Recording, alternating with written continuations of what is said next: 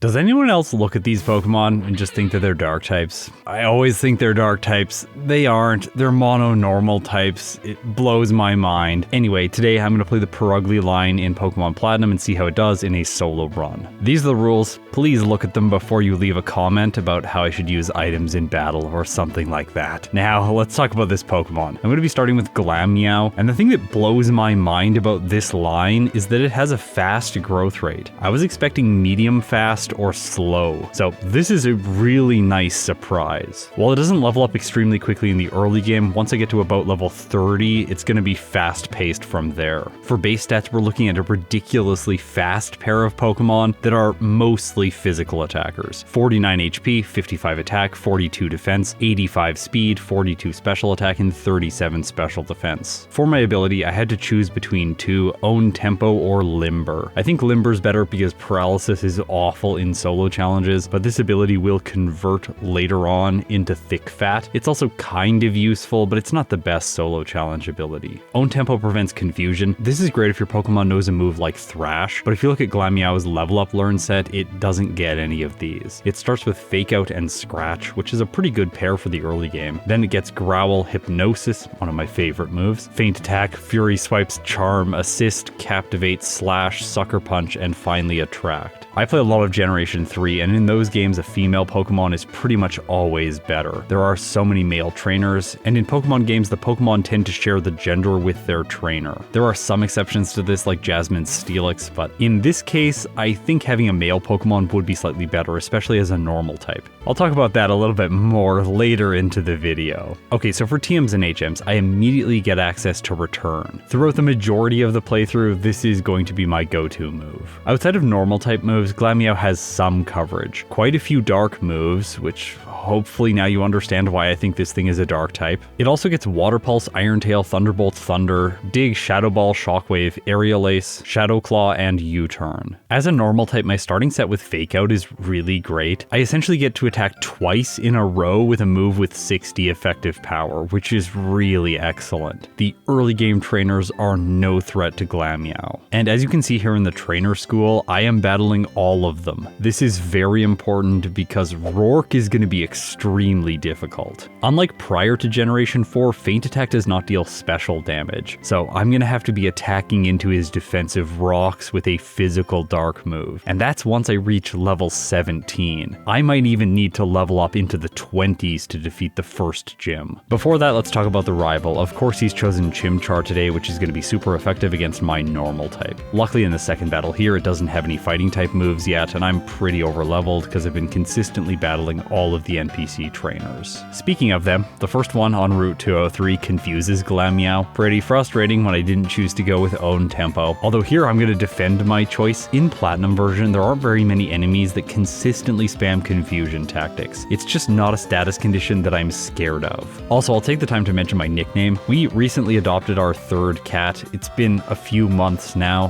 but her name is Momo, which is Japanese for peach because she's this cute peach coloring. So today with Glameow, I decided to nickname this cat Pokemon after the most recent addition to our family. After one more trainer, I do decide to fight this guy. He has a Machop, which has low kick. Luckily, Glameow doesn't have any issues. Just before Orberg Gate, Glameow levels up to 13 where it learns Hypnosis. Now, I want to mention one really niche fact about this move. It has 60% accuracy, and it has since Generation 1. Well, kind of. In Diamond and Pearl, for some reason, the developers increased its accuracy to 70%, but then when Platinum came out, they decreased the accuracy back down to 60%. In link battles between Platinum and Diamond and Pearl, the Platinum accuracy supersedes the higher 70% accuracy. Come on, Game Freak, just increase Hypnosis's accuracy to 70% and leave it there. I would far prefer that. Anyway, this sleep-inducing move is not going to be that useful just because it is very inconsistent, and sleep is nowhere near as good as it was in Generation 1 in this game. However, I think holding on to this move as well as Growl might be very important to luck my way through Rourke. Inside Purugly-line, I get to test out my normal type moves against rock types. I am not doing very much damage, especially when Geodude raises its defense. I thought I might have some problems with this battle because of the Machop, but no, Glameow's fine. After clearing the mine, I head into the gym and fight youngster Jonathan's Geodude. This one convinced me that I am not yet ready to fight Rourke. It takes so long to knock this rock type out. So now I have to head over to this grass patch where I found myself a shiny Machop. Every time I need to train here, I'm a little bit worried I'm going to find another one. Once I reach level 17, I have to choose which move to delete in order to have Feint Attack. It will deal at least neutral damage to Rourke's Pokemon, so I want to add it to my moveset now. I choose to put it in the place of Fake Out so that I can keep both Growl and Hypnosis. Scratch is far better same type attack bonus primary damage. And well, it's not even that good right now. I'm going to teach Return in its place to improve my effective power. Okay, this battle's a good place for me to talk about why I'm keeping Growl and Hypnosis. Well, I think that I'm going to take too much damage from the Geodude and the Onix on Rourke's team before the Cranidos comes in. Hypnosis is going to be my measure of last resort to hopefully knock it out with 3 or 4 Feint Attacks. In order to survive that long in the battle, I think I'm going to need to lower both Geodude and Onix's attack stat so that I can get through them. I go back to the wild, level up to 18 over a damage rounding threshold, which by the way is still a thing in modern Pokemon games. With the asymmetrical boost to my damage, I head back to the gym, and now it's time to see if Rourke is possible.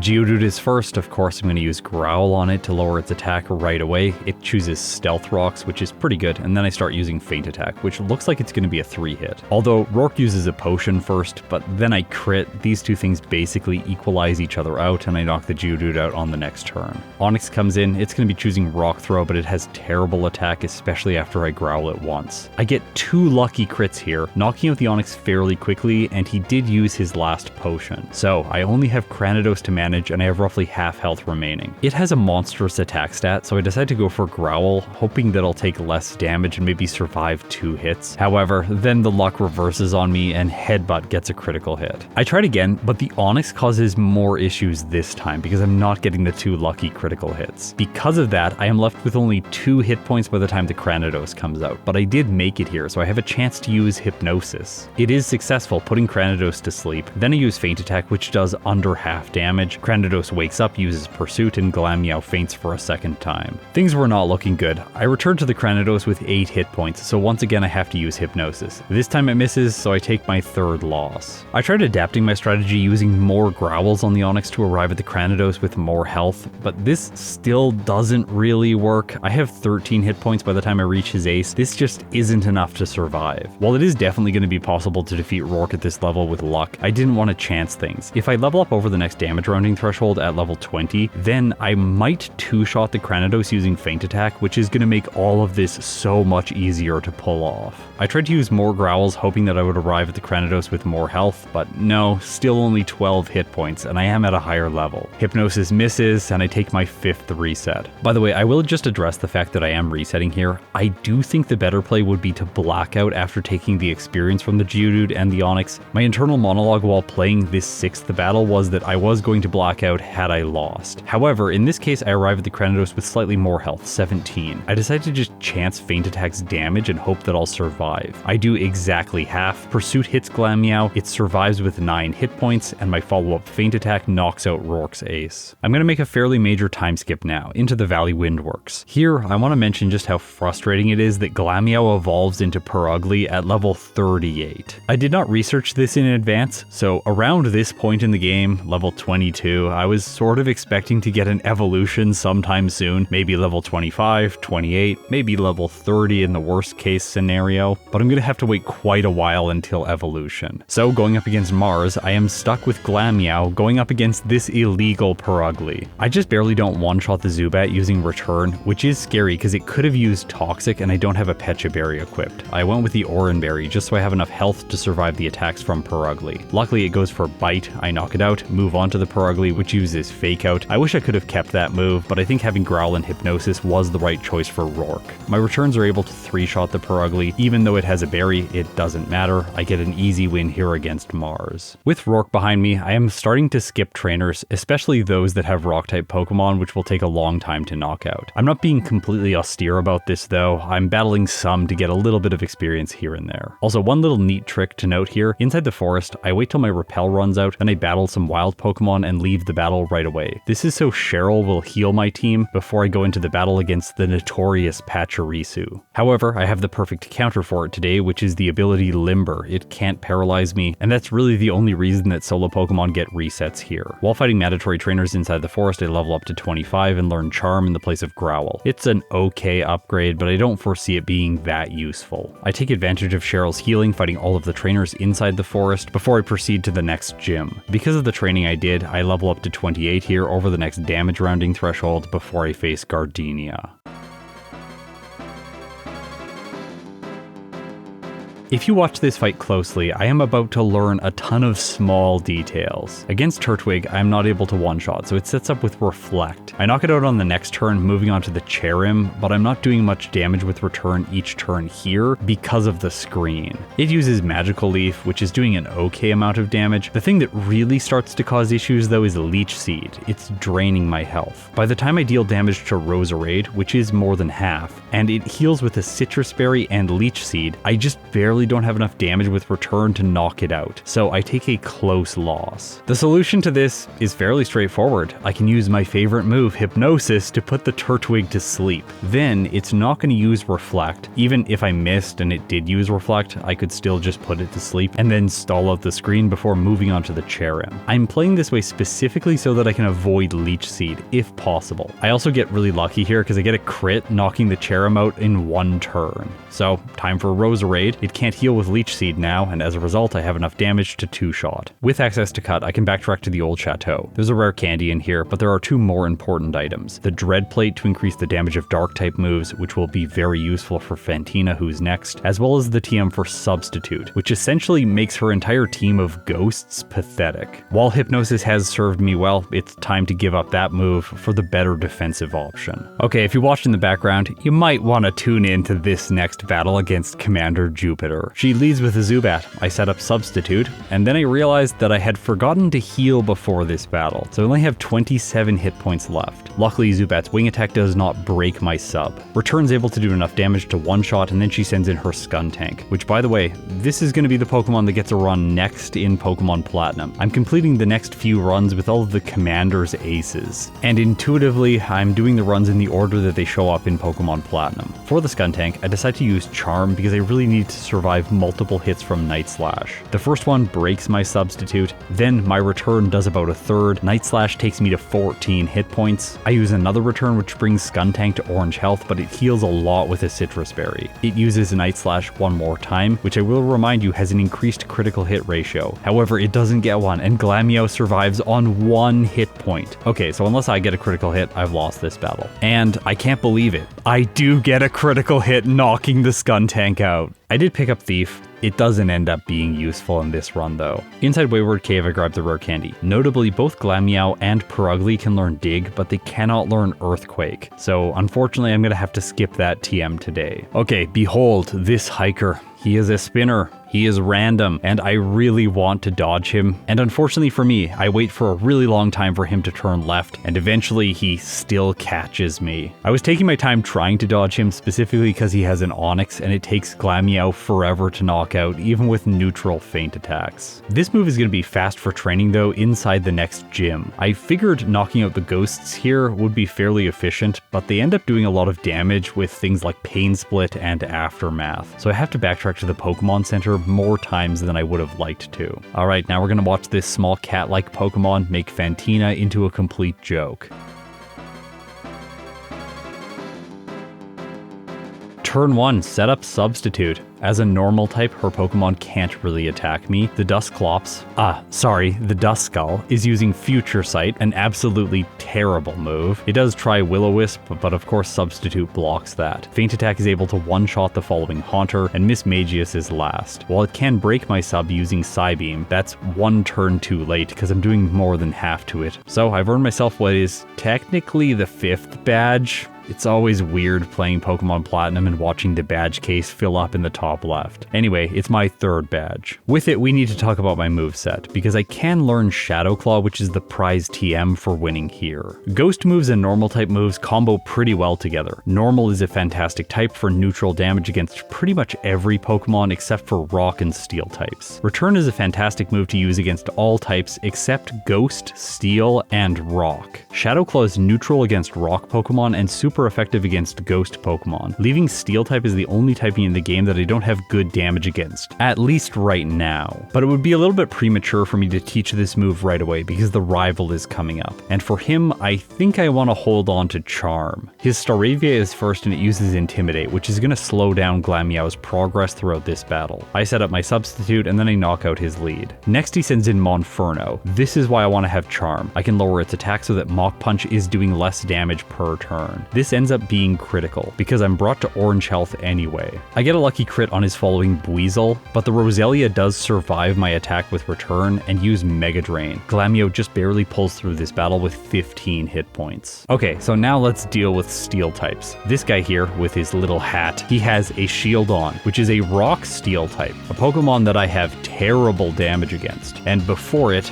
there's also a Bronzor. This is probably my least favorite Pokemon of all species to go up against.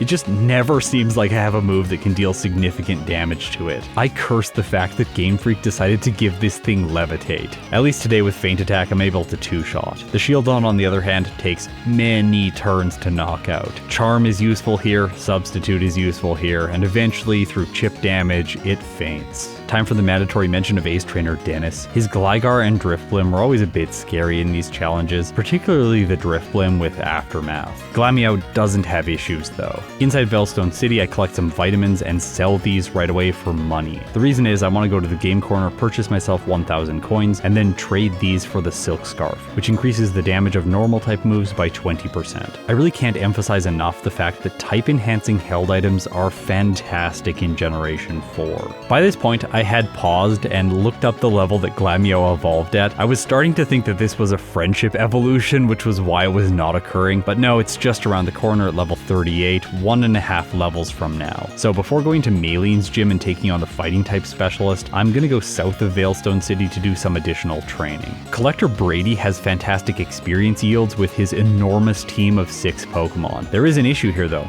I get poisoned by the Tangela, something that rarely happens in other games. I don't think there is another main series game where there's a random Tangela hanging around that has a poison inflicting move. Anyway, I'm on low health by this point. There are 2 more Pokemon left over. Carnivine is first. I knock it out, take poison damage down to 3 hit points. Krogunk comes out. I was scared it was going to have something like Quick Attack, but it doesn't. I use Return, it does enough damage, and Glameow pulls through with a win. This was incredibly important to pull off because I had leveled up to 38 during this battle, and I wouldn't have got my evolution if I had to black out. I of course didn't save before the battle, so I couldn't have reset either. That would have taken me back before the rival just after Fantina. This evolution brings with it some really great stat improvements. Purugly's base stats are 71 HP, 112 speed, which would be great in Generation 1 when it's tied with critical hit rate. Its other stats are much more modest: 82 attack, 64 defense and special attack, and 59 special defense. As far as fully evolved Pokemon, it's really not that good. It has the same base stat total as Noctowl. Let that sink in.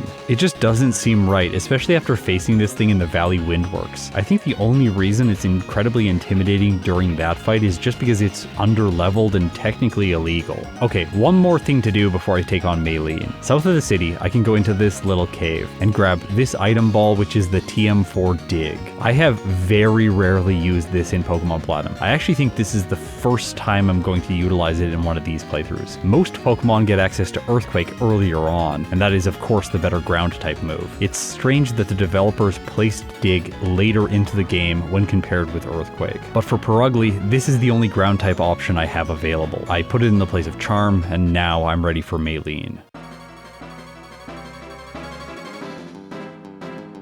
Meditite is first. I wanted to see if I could tank a hit with my substitute here and have my defenses set up for the remainder of the battle. It turns out that I can. Rock Tomb does not break my substitute, and so the following Machoke is still trying to lower my speed. As a result, my substitute survives once again into the Lucario. This Pokemon is the reason I taught Dig. By the way, in Generation 4, its base power was increased from 60 up to 80, so now it's dealing decent damage. Not enough to one-shot the Steel type, but I still have my substitute, because when you use Dig, apparently Purugly just takes the little substitute doll with it underground. You can't break a substitute when using Dig or Fly, which is kind of a funny interaction. So Lucario can't do any damage to me, and with that I defeat Maylene and earn myself my 4th badge, which is technically the 3rd badge. On my way to Pastoria City, I pick up Aerial Ace. By the way, this is not going to see play today. I pick up items like this just in case. It seems like a useful item since it does bypass accuracy checks. But I already have a move like that, which is Feint Attack. However, it's really falling off by this point in the game. I'm using it against the rival Staravia, just outside of Wake's gym. Instead of Charm for the Monferno, I can now use Dig. It does 2-hit. However, the fighting type just uses Leer and then feints. After that, both Roselia and Buizel are 1-hits. Inside Wake's gym, I level up over a damage rounding threshold to 43, and then I teach Shockwave, which surprisingly Purugly can learn. I put it in the place of Feint Attack, so I have 4 times damage against Wake's lead Gyarados. Intimidate is so annoying. I wish there was a way to play around it. There isn't right now though. I use Shockwave and the Gyarados survives on a tiny sliver. I get to reroll damage. This time I do even less, but because of the healing item I get to attack 2 times in a row, and that's that for his lead. Floatzel's next. Return does do more than half, but it has a Citrus Berry. It goes for Brine doing okay damage. My next return fails to knock out. Oh my gosh, it survived with the same amount of health that Gyarados did. Because of that it attacks again, and this time Brine knocks Purugly out. Damage ranges were definitely the problem during that fight, so I'm gonna go and fight a few optional trainers to level up to 44 and then 45 over the next damage rounding threshold. Purugly does have the chance to learn Body Slam at this point, but Return is the better option. Coming back to Wake, I try my substitute out here, seeing if it can survive Waterfall. It can't, so I just go for Shockwave, and with increased damage, well, with a critical hit, I'm able to knock out Wake's lead. Floatzel's next. Return is able to 2-shot now, so I move on to the Quagsire, but I still have low health. Only 37 remaining. The Quagsire goes for Rock Tomb, but the speed delta between these two Pokemon is so great that I am still moving faster, so I knock it out with my follow-up Return. This year I've made some changes behind the scenes to my process because my voice is a lot healthier. I can now record audio while filming these initial runs to capture some of my live reactions. So as I'm heading north towards Celestic Town, let's cut over to the live audio and see how I was feeling about this spinning trainer. Oh, I hate this trainer. No, are you kidding me? A burn? Oh, I don't even know if I have something to heal that with. And the answer is no, I didn't. I had to go all the way back to the Pokemon Center before proceeding with the Foggy region. You know how I mentioned Aerial Ace earlier? I think it would have been the better go-to move here over Shockwave. The reason's pretty simple. Purugly's special attack is just not very good, and Shockwave's type effectiveness is not great in this section of the game. It's a very niche usage for this move because after this, it's not going to have utility. Cyrus number 1. The best thing about this battle is the size of the Cyrus graphic in the bottom right-hand side of the screen. I have tried to patch this in the past, and I don't know why he is still showing up this way. Anyway, I one-shot all 3 of his Pokemon, so no issues here. With him defeated, I now have Surf, so I'm going to go back to Jubilife City and north into the Ravaged Path. I can then surf past the Rock Tomb TM all the way to the northern part of this cave, and that allows me to pick up the Water Pulse TM. This might be the most important move for Purugly in this playthrough. The rival is next, and here is where things start to go downhill for this run. I'm not able to one-shot the Staraptor, so I I take a lot of damage from takedown. Then Heracross comes in, I also don't one-hit, and it uses Brick Break. I have 21 hit points left over, and the Infernape has Mach Punch, so that's a reset. I'm gonna need to level up here extensively. Well, not really. I can go up to level 49, and I decided to push things on wild Pokemon all the way up to level 50. The training's actually fairly fast in this patch of grass just outside of Canalave City. I've never ran around in here. Gastrodon can show up as well as Floatzel, and they give pretty good experience yields. Then I can use 8 rare candies to level up to 58 over a bunch of damage rounding thresholds before coming back and facing the rival again. Now I one-hit the Staraptor after Intimidate, one-hit the Heracross. Infernape's next, I use Dig, which is objectively the wrong choice. Even though it's super effective, its effective power is only 160, whereas Return, after the Silk Scarf's bonus, has 183 effective power, so it would do more damage. Because of this, I just barely don't knock out the fighting type. Luckily for me, Brick Break doesn't do much damage. From there, Floatzel and Roserade are both one-hits. I stop by this beautiful meadow to get my PP up, and I also grab a rare candy. Okay, now it's time for me to cringe. I don't know if you're going to cringe, because initially it seemed like this was the correct choice. I'm teaching Purugly Water Pulse in the place of Shockwave before going through Byron's gym. It seems immediately obvious why this is the right choice. I can one-shot all the annoying Pokemon like Steelix, which otherwise I just don't have good moves against. I know I can use Dig, but Steelix's defense stat is outrageous. It's going to take multiple uses, and Dig is already a 2-turn move. Also, this Spinner, the guy with Magnemite, he is so frustrating. He always catches me. I didn't even try to waste time dodging him. I was just hoping he would look the other way, but he doesn't. What about Ace Trainer Caesar? In this case, he's not an issue.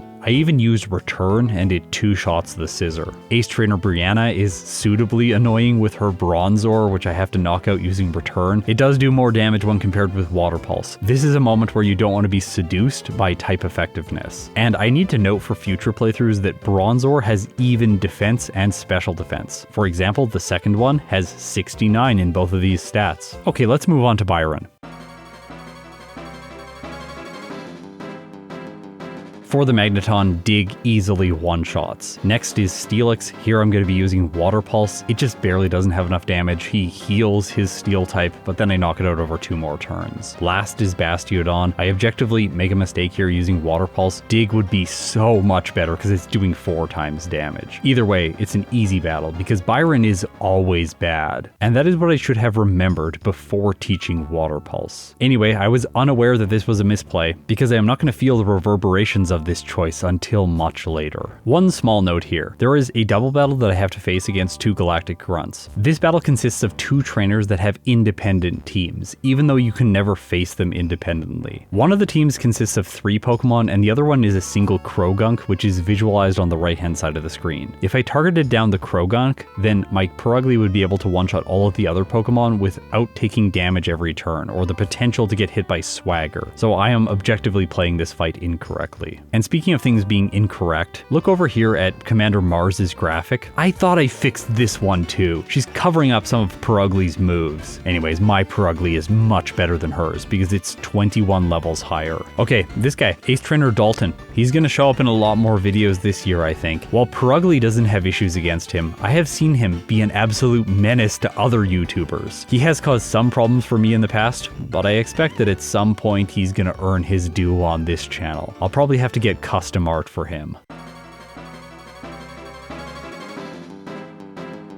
Candace is next. I figured this was going to be an easy battle. Substitute can't be broken by the Sneasel. I knock it out as well as the following Abomasnow in a single hit. Then I misclick using Return against the Frostlass. That is very bad because it sets up double team and it already has Snow Cloak. The hail was established by the Abomasnow's Snow Warning and it's never going to go away now. Plus, Blizzard is bypassing accuracy checks, so everything falls apart here and I take one embarrassing reset. This loss causes me to make a key misplay. I teach Shadow Claw because this seems like the right choice to knock out the Frostlass quickly, but I unlearn Water Pulse. There is no way to get another copy of this TM in Pokemon Platinum. Blissfully unaware of my mistakes, I one-shot the Frostlass with the Ghost-type move, and then clean up the pathetic Piloswine. Cyrus 2, one hit, one hit, one hit. Simple. Commander Saturn, also simple, but annoying because of Bronzor. Then I have to face both Jupiter and Mars, and for some reason the developers decided to put 2 Bronzors on their team.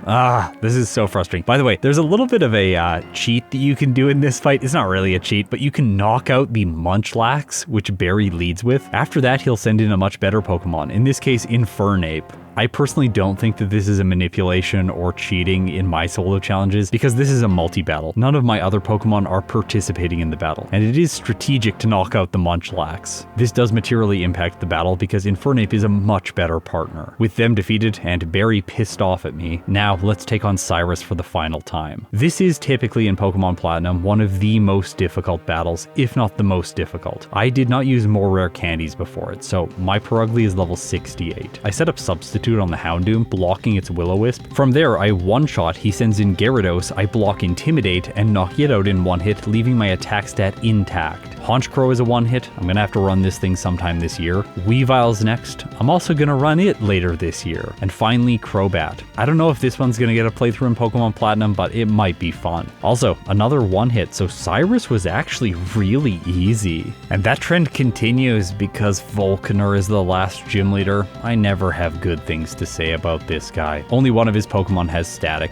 I guess the Electivire has a cool intro animation. That's about it. I've got a knockout of Blissey in Victory Road. This always takes some time, you know, health bars and just how slowly these Generation 4 games run. It makes them essentially unplayable on original hardware nowadays. I think Game Freak would seriously print money if they just released an emulator on the Switch and allowed you to speed up these games. Imagine how incredible that would be. Don't worry, that's never gonna happen. The Pokemon Company, Nintendo, and Game Freak just don't do things that benefit the Pokemon community. There's one more rival battle before the Elite Four. I just make mistakes here again. I use Dig on the Infernape. I'm being seduced by the super effective damage. This is not the right choice. I get hit by Focus Blast as a result, so that's a loss. I am going to use my final 11 rare candies before this battle again though. That brings Purugly up to level 85, and then I crush the rivals team. One shot, one shot, one shot, one shot, and then the Snorlax survives, but the following Roserade is also a one shot. With him defeated, I prepared for the Elite Four. I go back to Hearthome City, explore Amity Plaza. Here, I'm grabbing the TM for Attract. After that, I go to the game corner and I do something that is rare in Pokemon Platinum. I am going to purchase 6,000 coins so that I can get the TM for Rest. I also pick up another copy of Substitute just in case I need to have moveset flexibility during the league.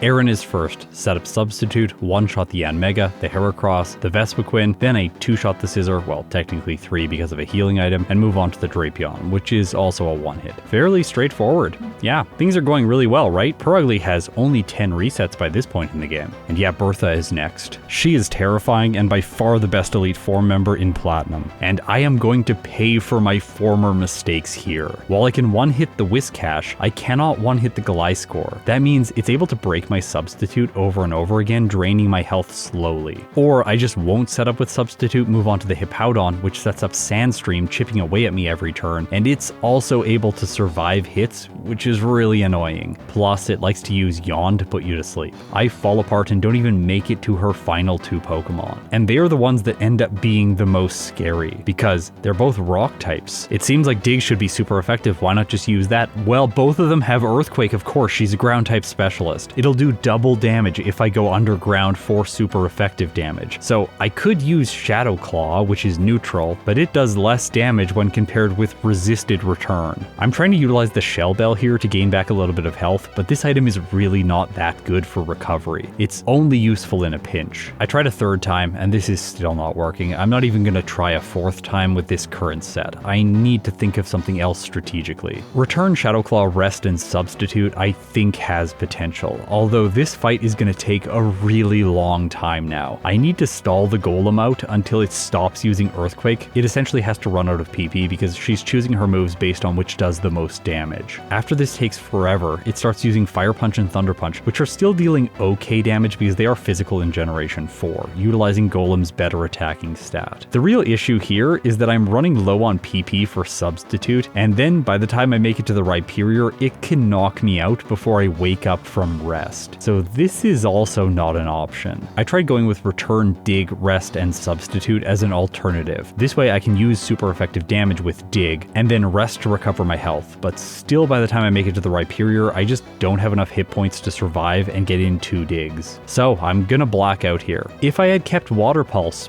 I could have one-shot the Golem and the Rhyperior and not had to deal with this. I would have saved so much time, and I really don't think Water Pulse was required for Byron. I could have utilized dig back there where Pokemon don't have access to Earthquake. This is a key learning for me. With Pokemon in the future that get access to Water Pulse, and when it seems to be their best option against Bertha, I need to remember not to use it too early into the run. Luckily for Purugly, in the Iron Islands, is it the Iron Island? The Iron Islands? I don't know if I'm getting mixed up with Game of Thrones there. Anyways, in this Iron Islands cave place, there is the TM for Iron Tail, which is going to be super effective against both Golem and Rhyperior, provided it doesn't miss. I have bad luck against Bertha. I get hit by Yawn right before the Golem comes out, so I have one more reset. But in the next battle, I am able to use Iron Tail for the first time. It just barely doesn't knock the Golem out. I tank an Earthquake. I don't have access to rest in this battle. She uses a full restore, and my next Iron Tail hits and does more damage. Okay, so I made it to the Rhyperior, but I only have red health remaining. My Iron Tail does not do enough damage to knock it out. It goes for Mega Horn and misses. As a result of that luck, I'm able to pull through with Purugly and move on to Flint. As you would expect, he's terrible. He does do damage with a priority Mach Punch, but that's pretty much the only notable thing that happens in this battle. Lucian, set up on the Mr. Mime, then sweep with Return. He's really convenient here for me because he sends in the Bronzong last, giving time for Reflect to wear off. Then I 2-shot and move on to Cynthia. For this battle, I had to be careful with my moveset. Right now, it's Return, Shadow Claw, Rest, and Substitute. I need Shadow Claw so that I can knock out the Spiritomb. I'm also using a Chesto Berry so that I can wake up quickly from Rest. I hope that I only need to use this move once. The issue here is that every 2 turns with Dark Pulse, the Spiritomb is breaking my Substitute, forcing me to set it up again if I want to have my defenses for whatever follows. And I really do. While I do crit the Spiritomb, I make the choice to knock it out without a Substitute in place. And you can see how bad of a choice this was because Lucario follows, uses Aura Sphere, and Purugly is left with 8 hit points. Lucario has extreme speed though, so this is over. There's a better way to play this. Use my Chesto Berry on the Spiritomb to have a Substitute in place and green health for the remainder of the battle. This way, my defense blocks Lucario's attack and I can knock it out over 2 turns using Return. Togekiss is next. It also knows Aura Sphere, so it does a lot of damage. She uses a full restore and then I knock it out. Garchomp follows. This is where things get really tense. My Return does do more than half, but it heals with a Citrus Berry, and that takes it into green, where I don't think I'll knock it out with my next attack. It goes for Dragon Rush, and Purugly survives with 6 hit points. I made the tough call here to go for Rest, and this works out in my favor, because Garchomp misses a Dragon Rush. I try to then re-establish a Substitute, but this is a mistake, because it breaks it right away using Earthquake. I have to use Rest again, and that sacrifices the advantage I had because Dragon Rush missed. However, another one misses, but then I decide to chance it, and Return does do enough damage. So I came out of that whole exchange with a little bit more health. I'm happy with this position, but my Milotic is pretty defensive. If it survives my Return, I could see it doing a lot of damage. However, it doesn't. So Roseraids last. This Pokemon typically is just not very good. I knock it out in 1 hit and clock in with Purugly's time. 2 hours, 39 minutes, and 49 seconds. With 18 faults, the overlay is actually incorrect here. The one blackout I had registered twice for some reason within my software, so I'm not going to be counting that. It had a total of 17 resets and 1 blackout in this playthrough. It finished the game at level 89 with a game time of 7 hours and 44 minutes. Thanks to everyone who supports the channel directly, even if it's just small things like liking the video. I always appreciate it. Those things help with the YouTube algorithm. Now, let's rank the Purugly-line within the tier list. In the context of the first year's playthroughs, it got a really good time. But once we mix in everything I did in 2024, it's kind of just middle of the pack. So today it earns itself a placement in the C tier behind Machamp and Vespiquen. For some detailed context, Purugly's time of 2 hours, 39 minutes, and 49 seconds was only 7 seconds slower than Vespiquen's time. Machamp, on the other hand, had a more significant lead, with its time of 2 hours 33 minutes and 17 seconds. Purugly also has some time between it and the next ranked Pokemon, Heatran, with a time of 2 hours 43 minutes and 55 seconds. Okay, so next in this series we're going to do Skuntank, and then after that I'm going to complete the Commander's team's aces with Toxicroak. Expect those videos one by one during the rotation of all the games I play on the channel. Now, if you've made it this far, you're incredible. I'll see you on my next video.